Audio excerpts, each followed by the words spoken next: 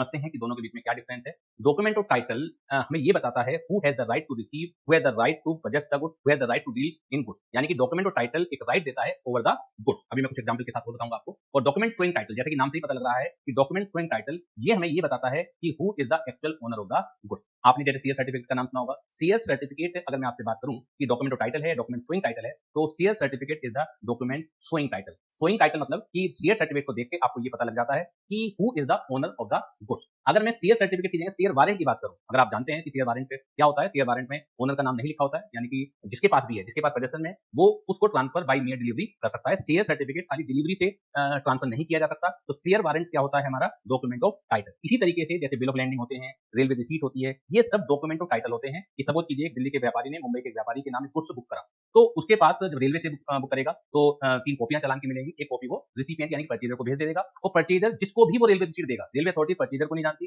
Seller को नहीं जानती, उनके पास एक कागजात है, जो भी वो व्यक्ति रेलवे रिसीट को दिखलाएगा उसी व्यक्ति को वो उसकी डिलीवरी दे देंगे। इस आसान से एग्जांपल से अब आप, मुझे लगता है कि कंफ्यूज नहीं होंगे कि जब भी आपके पास कोई ऐसा डॉक्यूमेंट है जिससे आप राइट सकते हैं to receive the goods, to possess the goods, to deal in the goods, लेकिन उससे ये नहीं पता लग पा रहा है कि who is the actual owner of the goods, तो हर वो डॉक्यूमेंट डॉक्यूमेंट ऑफ टाइटल कहलाया जाएगा। और अगर आपके पास कोई ऐसा सर्टिफिकेट, ऐसा डॉक्यूमेंट है जिससे ये पता लग रहा है कि who is the actual owner of the goods, तो वो डॉक्यूमेंट डॉक्यूमेंट शोइंग टाइटल कहलाया जाएगा। अगर मैं कार की रजिस्ट्री की बात करूं, अगर आपसे पूछा जाए कि कार की जो आरसी है क्या वो डॉक्यूमेंट शोइंग टाइटल है, क्या डॉक्यूमेंट ऑफ टाइटल है, तो that is document showing title, क्योंकि कार की रजिस्ट्री आरसी देख के ये पता लग जाता है कि इस कार का मालिक कौन है। इसी तरीके से अगर मैं अकाउंट पे चेक की बात करूं, तो अकाउंट पे चेक डॉक्यूमेंट शोइंग टाइटल है, लेकिन बियरर चेक, जिस पर किसी पार्टी का नाम नहीं लिखा होता, जिसमें रिसिपिएंट का नाम नहीं लिखा होता है, तो that is document of title. Document और टाइटल मियर डिलीवरी से ट्रांसफर किए जा सकते हैं। डॉक्यूमेंट और डॉक्यूमेंट शोइंग टाइटल खाली डिलीवरी से ट्रांसफरेबल नहीं होते हैं, कुछ ना कुछ और प्रोसीजर उनका ट्रांसफर करने का होता है। तो ये सारे के सारे जो डिफरेंस मैंने बताए हैं, आई थिंक ये आपको हेल्प करेंगे इस चीज को समझने के लिए कि डॉक्यूमेंट शोइंग टाइटल और डॉक्यूमेंट ऑफ टाइटल के अंदर